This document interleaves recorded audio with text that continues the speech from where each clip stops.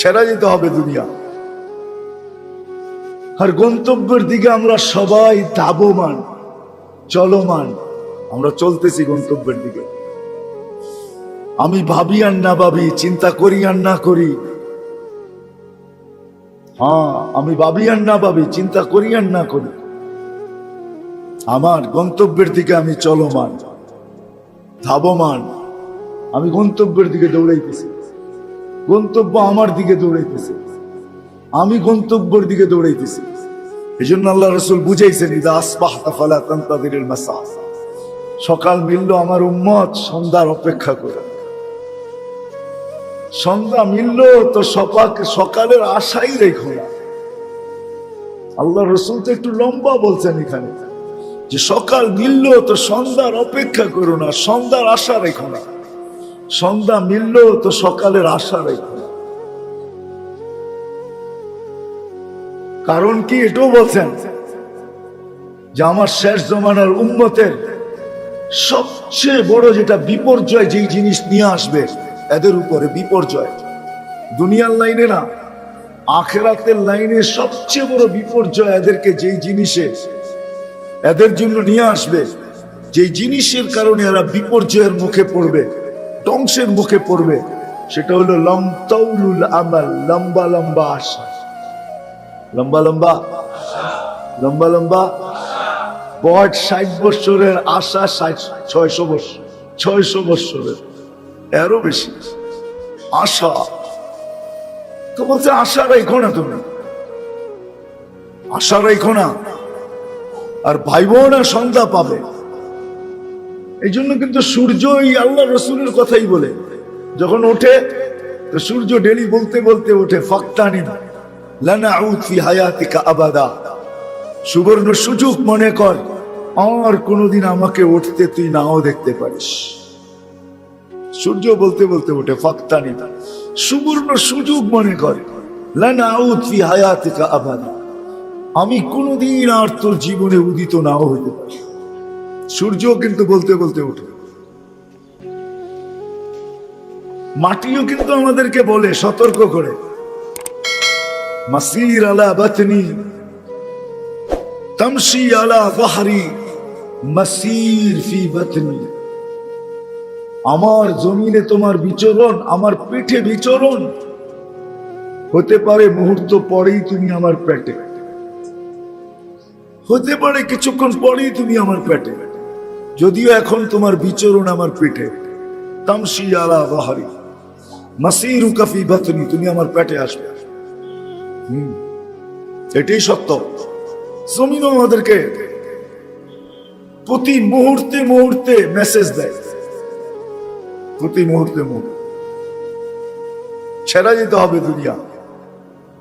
হ্যাঁ, যদিও আল্লাহ আল্লাহ রসুল বুঝাইতে চেষ্টা করছেন, বড় আঙ্গিকে বুঝাইছেন, যারা সারাদিন কামায় ওদেরকে বুঝাইছেন, কানের ভিতরে এসা ধ্বনি দিছেন, কামাইতে পারো, যা কামাবে তা খাইতে দিব না, যা কামাবে তা, যা কামাবে তা, যা কামাবে তা খাইতে দিব না। রাগ হয়ে যাবেন? হ্যাঁ, কামান কেন, কেন কামান? হ্যাঁ, কামান কেন? আরে বলেন না, খাওয়ার জন্য, ঠিক না? দুপুরে দোকানে বসে খান কি, এটারে খাওয়ান কয়? হ্যাঁ, রাগ হয়ে গেলেন? ছোট্ট একটা হটপটে নিয়ে আসছেন, একটা ছোট্ট বাটিতে একটু ডাল, ভাতের উপরে একটু ভর্তা সর্তা বা একটু ভাজি, আর ছোট্ট একটা বাটিতে নিয়ে আসছেন তরকারি, এটারে খাওয়ান কয় নাকি? খাওয়ান তো এটারে কয় যে দস্তরখানে 10 আইটেম লাগবে, আমি লেপটি মেরা বমু, মজা করে খামু, আর একটু পর পরে ডেকলিমু, এটার নাম হলো খাওয়ান। হ্যাঁ, খাওয়ানোর জন্য তো কামান। দুপুরে যেটা দোকানে বসে খান, এটার নাম খাওয়ান। কি রাগ হয়ে গেলেন? এটার নাম খাওয়ান না। খাওয়ানোর মিনিংস এটা না, খাওয়ার অর্থ এটা না। ওটা তো খাইলেন না, কোনো মতে ঢুকাইলেন আর কি, চাবানো যায় না। কাস্টমার যদি আয় পড়ে, এই জন্য চাবায় না, খালি হাঁসের মতো গিলে। রাগ হয় না, কিন্তু পায়ে হাত রাখতেছি বুঝানোর জন্য। বিদায় আমাদের গন্তব্য আখেরাত। এটা কোনো মতে আপনি মিছিং অ্যাবাউট করতে পারবেন না, যাইতেই হবে আখেরাত। কোরআন এটাই বুঝাইতেছে, ইলাইনা তুরজাউন, তোমরা আমার কাছে আসবেই আসবে। আফাহাসিবতুম আন্নামা খালাকনাকুম আবাস ওয়া আন্নাকুম ইলাইনা লা তুরজাউন, তোমাদের ধারণা আমাকে ফাঁকি দিবে? তো আল্লাহ থ্রেট দিয়েছেন, থ্রেট, ফানফিরু, ভাগো, কোথায় যাবে? ওয়ালা তানফিরু ইল্লা বিসুলতান, আমার রাজত্বের বাহিরে যেতে দিবে না। আপনি মনে করতেছেন আকাশ খালি মাথার উপরে, ঠিক না? কি এটাই তো মনে করেন? কি আমরা এটা ভাবি না? আকাশ কোথায়? হ্যাঁ, মাথার উপরে না, আকাশ চতুর্দিকে। বিদায় আমাদের গন্তব্য কসম খোদার আখেরাত। আমি লক্ষ্যবস্তু বানাই আর না বানাই, আপনার আমার গন্তব্য আখেরাত। আপনার আমার গন্তব্য আখেরাত, কসম খোদার আখেরাত। ফাঁকি দেওয়ার কোনো রাস্তা নাই। হ্যাঁ, কেউ আগে যাবে, কেউ পরে যাবে। দুনিয়ার প্রথম ব্যক্তি যে কবরে চলে গেছে, জানি না কত হাজার কোটি বৎসর হয়ে গেছে। আর কিয়ামতের সকালে যে যাবে, সে অল্প সময়ই মনে হয় থাকবে, তারপরও 30,000 বছর থাকবে, কবরে থাকবে। হ্যাঁ, কারো যাওয়া আগে, কারো যাওয়া পরে। এটাই ফেরেশতাদের প্রশ্নের উত্তরে, এটাই সলিউশন আসছে, জবাব আসছে। ফেরেশতারা চিৎকার দিয়া বলছে, মৌত লামিয়া ইশফিদ দুনিয়া, মৌত। তাহলে জায়া করবেটা কি? লাভ নাই।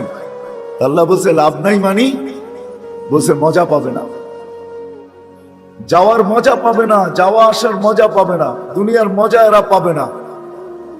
আল্লাহ বলছে ওইটা তোমাদের ভাবতে হবে না। জাআলতু লাহুমুল আমালা, প্রত্যেকের দিন আশা দিয়া ভোলা দিছি, আশার উপরে বাঁধবে বাসা, বেঁচে থাকবে আশা নিয়ে। বিদায় তোমাদের বাবার চিন্তা করতে হবে না। আরেকটা প্রশ্ন ছিল, সংখ্যা দেখা কপালে চক্ষু উঠে ফেরেশতারা বলছে লামিয়া সাইদ দুনিয়া, দুনিয়া জাগা নিবে না, এত কেন বানাইলেন? তো আল্লাহ বলছে জাআলতু লাহুমুল মউত, আসবে আর যাবে, জাগার অভাব হবে না। মালাকুল মউত ডেলি 70 বার দেখে আমার সময়টা কখন, ডেলি 70 বার দেখে যে আপনার আমার সময়টা কখন, যেন মিস না হয়। সময় মতো উনি আসতে পারে, সময় মতো মিস না হয়। উনি ডেলি 70 বার দেখে, প্রত্যেকের লিস্টি দেখে। ওনার টিম ডেলি মনিটরিং করে, কিন্তু ওনার বড় কি আছে?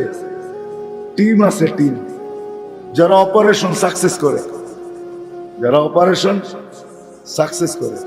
আবার এরকমও লোক আছে, ওনার আসতেই হয় না, ওনাকে আসতেই দেওয়া হয় না।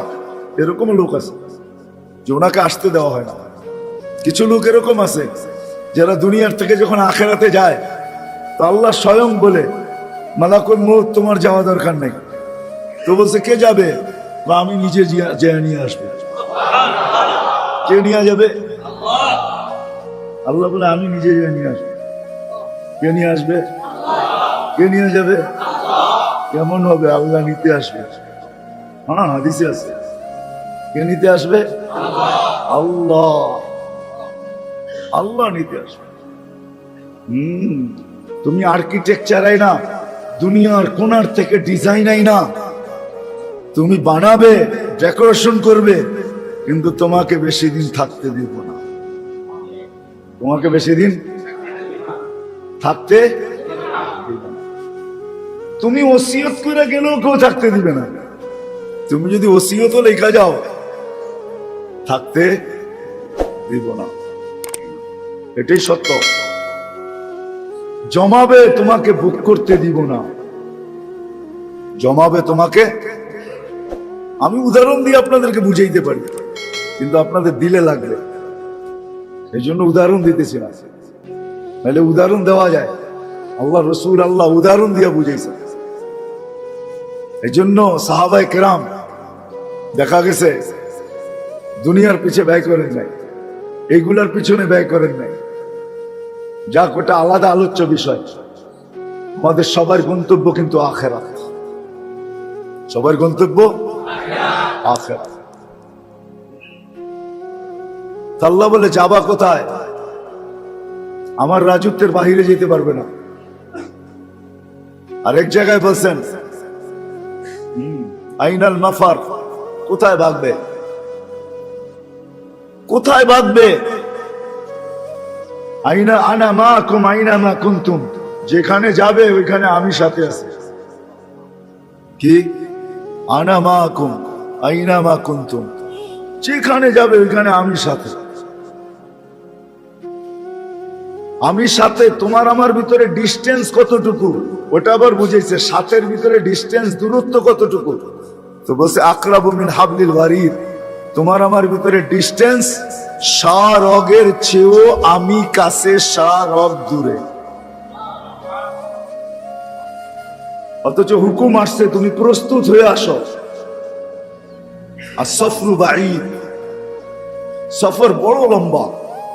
ওয়ান্নাকিদু বাসীর, যে দেখবে সে বড় তীক্ষ্ণ দৃষ্টিওয়ালা। এই জন্য মনে উঠলো, এই জন্য বলতেছি আমাদের আমল কিন্তু 7 আকাশে 7টা জিনিস চেক হয়। 7 আকাশে 7টা জিনিস চেক হয়। যেই আমলের ভিতরে 7টা কোয়ালিটি আছে কিনা। প্রথম আকাশে একটা কোয়ালিটি চেক হয়, দ্বিতীয়তে আরেকটা, তৃতীয়তে আরেকটা, চতুর্থ, পঞ্চম, ষষ্ঠ, সপ্তম। 7 আকাশ চেকিং হওয়ার পরে যখন উপরে যায় তো 8ম চেকিং আল্লাহ দেখে এই কোয়ালিটিটা আছে কি। আল্লাহ স্বয়ং চেকিং করে। আর আল্লাহ যেটাকে চেক করে ওটার নাম হলো ইখলাস। কি ওটার নাম? কি ইখলাস। আল্লাহ চেক করে ইখলাস। যখন দেখেন ত্রুটিপূর্ণ তো ওই আরশ থেকে বলে রুদ্দু, এটাকে অফিরত পাঠাও। ফেরেশতারা বলতো হাক্কা বাক্কা খায় যায় যে আল্লাহ আমরা চেকিং করলাম, 7 আকাশওয়ালা 7টা কোয়ালিটি পাইলো, এখন ফিরত। আল্লাহ বলবে তোমাদের চেকিং এ যা করার তা পাইছো, আমারটাই পাই না। ইখলাস নাই, ফিরত পাঠাও। রাত্রে যখন যায় বাসায় তখন তো সারা দিনের ক্লান্তি বলে বিছনায় যা। কি বলে? বিছনা বলে না? সারা দিনের ক্লান্তি কি বলে? বিছনা। কি ঘুম, আরাম, ঠিক না?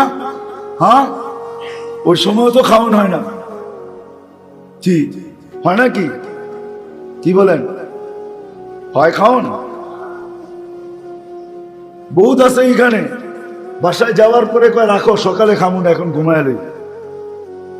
ঠিক না? হাত উঠাইতে বললে অনেকজনে উঠাইতে পারবে। রাগ হয় না, কিন্তু আমি বুঝানোর জন্য বলতেছি। তাহলে আপনি কামান খাওয়ানোর জন্য খাইলেন কই? দুপুরেও খাইলেন না, রাত্রেও। হ্যাঁ, সকালে উঠে যদি বলে এখন খাও, করে দোকান